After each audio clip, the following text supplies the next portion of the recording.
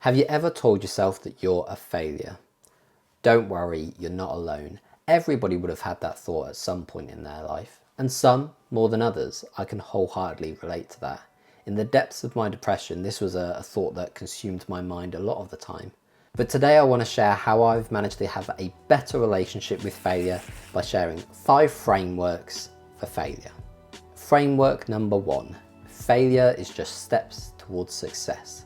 Now this is one of my favorites, and for good reason. Did you know that Michael Jordan missed over 9,000 shots during his professional career, 26 of which would have won the match? Despite this, Michael Jordan is still celebrated as one of, if not the best NBA player of all time. Even though he missed or failed to score on over 9,000 occasions, he's not considered a failure, right? Giannis Antetokounmpo summed this up exceptionally well in an interview in 2023. Here's what he had to say. Do you view this season as a failure? Do you get a promotion every year on your job? No, right? So every year you work is a failure. Yes or no? No.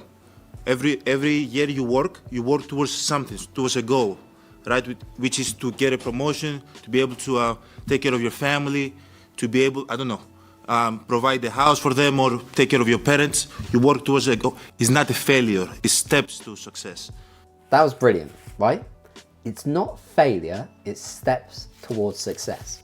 Instead of looking at your slip-ups, mistakes, accidents as failures, see them as steps towards success.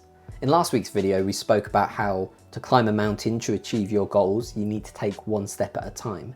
And so maybe your slip-up is part of that journey towards the top of that mountain. So take a moment to remind yourself, failures are steps towards success. Let's look at framework number 2. Failure won't hurt so much someday. Now this is a concept that's kind of difficult to grasp during the moment, but the sooner that we can adopt this perspective, the better. In a moment, in the instance where we've failed, slipped up, had a mistake, or just let someone down, it feels so huge, right? Devastating, immense amount of pain. But actually, think about some of the failures that you've done in the past. Do they hurt as much as they did back in the moment? Probably not. On the day, it probably hurts. But in a week's time, it might not hurt so much. And in a month, even less. And actually, in a year's time, the pain is almost gone. Instead, we just cherish the life lessons that come from the failure. In fact, this visual is one of my best performing visuals online, and it's probably because it's a relatable visual. We've all been through an experience that we would consider failure in a moment. But actually, if we look past that and then get to a stage that is later on down the line, we often look back on those experiences with fond memories. We reflect on the lessons that they've taught us as opposed to the pain that we experienced in the moment. So, framework number 2 is failure won't hurt so much someday. Remind yourself of that. Let's move on to framework number 3. Framework number 3, failure is important. Now this is one that I asked for your support with over on social media. I set out a poll asking you how important it is to celebrate success. Granted, that's not the topic of this video, but actually a lot of you came out and said that it was either very important or kind of important. Very few people said that it wasn't important or they didn't celebrate success. And the reason for that is that we need to cherish the moments when things are going well. It is important to celebrate success. Granted, I think milestones are just stepping stones, and so we should pursue bigger and better things, but enjoy the ride. The journey is important, so you need to celebrate the success as we go on. But Michael, what gives? I thought this video was about failure. Well, it's all about a Bill Gates quote. He says, "It's fine to celebrate success, but it is more important to heed the lessons of failure." So, yes, it's important to celebrate success, but the lessons that we get from failure are more important than that. And like I said, most of you think that it's either kinda or very important to celebrate success. So imagine just how important the lessons are of failure.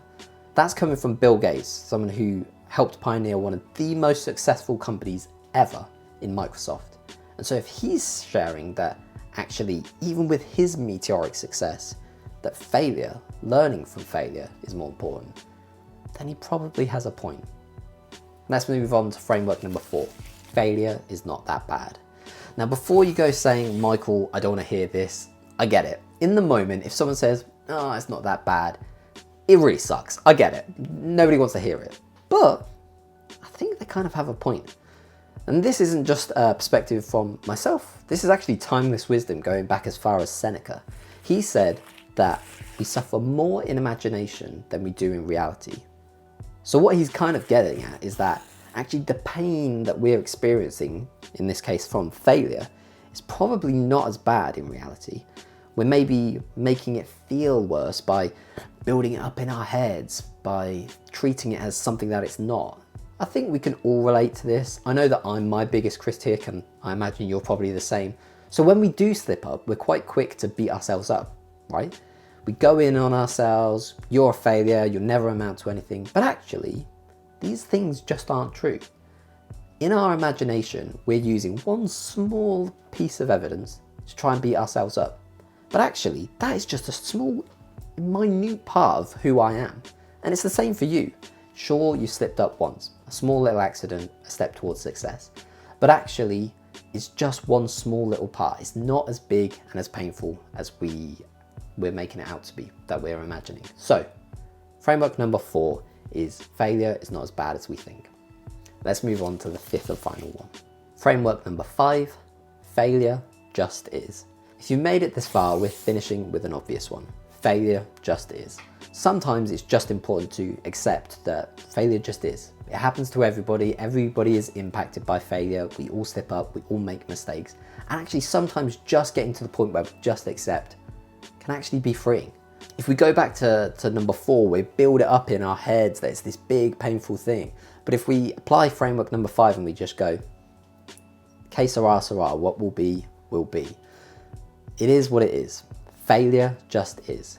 This is a principle that I heard Elizabeth Day speaks about. She's devoted a lot of her time to speaking about failure. She's wrote a book called Failoshophy. Brilliant name for a book. The particular quote that I wanted to bring to your attention was, failure is a fact, but how you respond to it is within your control.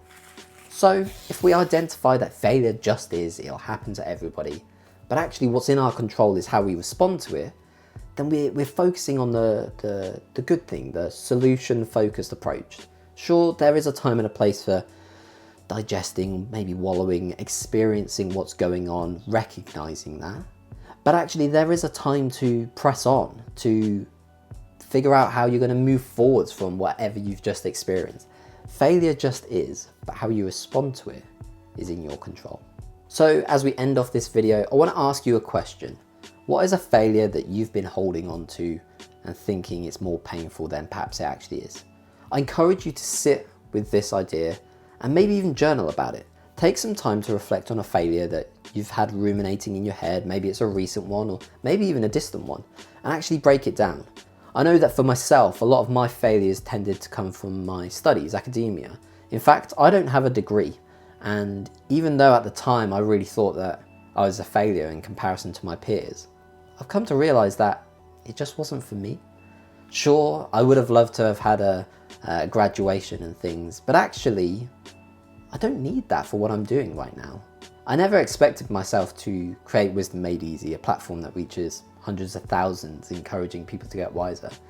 But I've managed to do that without a degree. And so actually that previous failure hasn't actually shaped or impacted my future. It's taught me a lot, and don't get me wrong, I still encourage you to do well in education, but it doesn't define where I am today.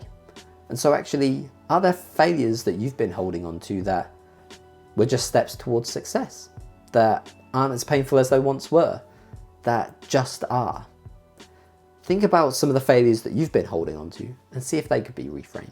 Thank you so much for joining me in my quest to get wiser. If you want to check out some of the sources that I referenced in this video, you can find them just below the like button. And if you want to achieve big this year, consider checking out the 3 tips mentioned in this video. Thank you so much. I'll catch you in the next one.